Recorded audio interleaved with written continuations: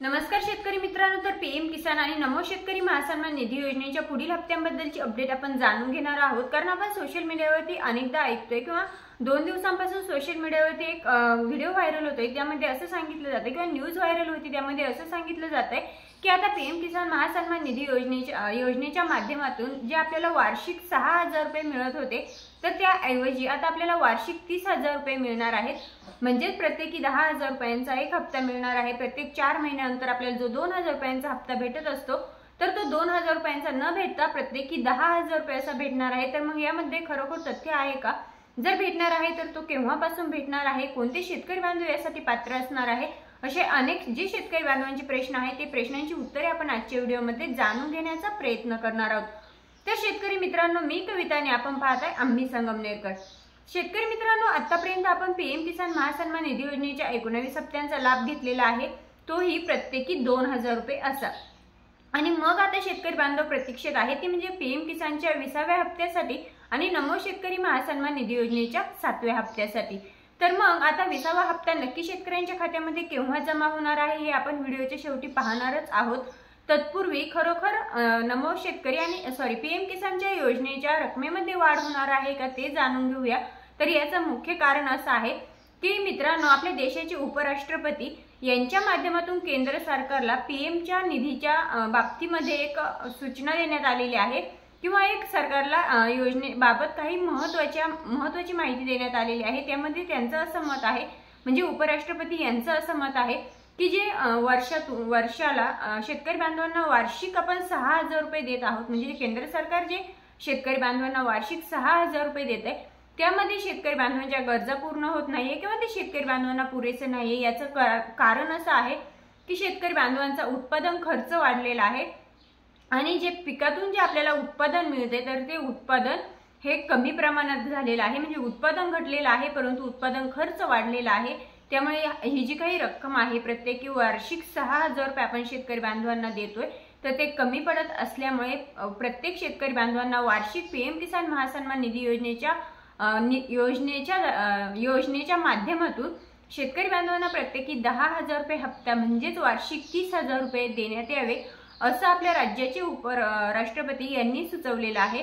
तर शेतकरी मित्रांनो, आता खरोखर जर आपल्याला वार्षिक 30,000 रुपये भेटले, तर प्रत्येकी 4 महिन्यानंतर आपल्याला एक हप्ता भेटत असतो, जो की 2,000 रुपयांचा भेटत होता, तर तो आता प्रत्येकी 10,000 रुपये आपल्याला भेटू शकतो। म्हणजेच वार्षिक 3 हप्ते आपल्याला 10 हजारांचे 30,000 रुपये शेतकरी बांधवांना मिळू शकतात।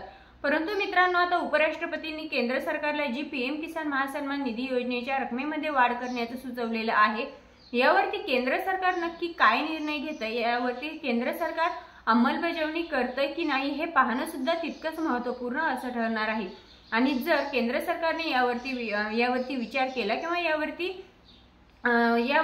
जर ॲक्शन घेतली, म्हणजेच जे उपराष्ट्रपतींनी केंद्र सरकारला सुचवलेलं आहे त्यावरती जर त्यांनी विचार करून केंद्र सरकारने जर त्यांच्या म्हणण्याप्रमाणे जर पीएमच्या निधीमध्ये वाढ केली, तर मात्र शेतकरी बांधवांना येणारा 20वा हप्ता, पीएमचा 20वा हप्ता हा प्रत्येकी 10,000 रुपयांचा असा भेटू शकतो। मित्रांनो, आतापर्यंत आपण 19 हप्त्यांचा जो लाभ घेतलेला आहे, त्यामध्ये 19वा हप्ता आपल्याला 24 फेब्रुवारी 2025 रोजी मिळालेला आहे। म्हणजेच आता आपल्याला पीएमचा 19वा हप्ता मिळून प्रत्येक 4 महिने झालेले आहे। त्यामुळे आता पीएम किसानच्या 20व्या हप्ता मिळण्याची वेळ आलेली आहे आणि जून महिन्याच्या शेवटच्या आठवड्यामध्ये पीएम किसानचा 20वा हप्ता हा शेतकरी बांधवांच्या खात्यामध्ये जमा होऊ शकतो, अशी बातमी समोर येत आहे। परंतु सरकारकडनं, केंद्र सरकारकडनं किंवा राज्य सरकारकडनं याबद्दलची अधिकृत तारीख अद्यापही जाहीर करण्यात आलेली नाही। मित्रांनो, जर केंद्र सरकारने उपराष्ट्रपतींनी सुचवलेली गोष्ट जर मानली किंवा उपराष्ट्रपतींनी जे काही केंद्र सरकारला सुचवलेलं आहे ते जर त्यांनी मान्य करून जर निर्णय घेतला, तरच आपल्याला पीएम किसानचा 20वा हप्ता हा प्रत्येकी 10,000 रुपये असा भेटू शकतो। परंतु यावरती केंद्र सरकार अंमलबजावणी करतंय की नाही यावरती ते डिपेंड आहे। त्यामुळे जर केंद्र सरकारने याची अंमलबजावणी केली नाही, तर आपल्याला रेग्युलर जसं की 2,000 रुपयांचाच हप्ता भेटत होता, त्याच पद्धतीने आता आपल्याला इथून पुढे सुद्धा म्हणजे 20वा हप्ता सुद्धा प्रत्येकी 2,000 रुपयेच असा भेटू शकतो। तर मित्रांनो, आता यासाठी तुम्हाला मुख्य 4 कामे करायची आहे, जेणेकरून तुम्हाला पीएमचा 20वा हप्ता तुमच्या खात्यामध्ये जमा होण्यास कुठल्याही प्रकारची अडचण येऊ नये। तो 2,000 रुपयांचा असेल किंवा 10,000 रुपयांचा असेल, परंतु 4 मुख्य कामे तुम्हाला करायची आहे। तुम्हाला पीएम किसान महासन्मान निधी योजनेची केवायसी कंप्लीट करायची आहे। लँड शेडिंगचा जो तुमचा प्रॉब्लेम नो असेल तर तो तुम्हाला यस करायचा आहे। तुमचं आधार हे तुमच्या बँक खात्याला लिंक करणं देखील तितकंच महत्त्वपूर्ण असणार आहे। आणि चौथा आणि महत्त्वाचं म्हणजे तुमचं फार्मर आयडी कार्ड हे तुमच्यासाठी खूप अनिवार्य आहे आणि पीएम किसान नमो शेतकरीच नव्हे तर प्रत्येक शासकीय योजनेसाठी ते महत्त्वपूर्ण असणार आहे। त्यामुळे चौथा आणि महत्त्वाचं काम म्हणजे तुम्हाला तुमचा फार्मर आयडी कार्ड नंबर काढून घ्यायचा आहे। मित्रांनो, ही होती सविस्तर पीएम किसान आणि नमो शेतकरी महासन्मान निधी योजनेबद्दलची महत्त्वपूर्ण अपडेट।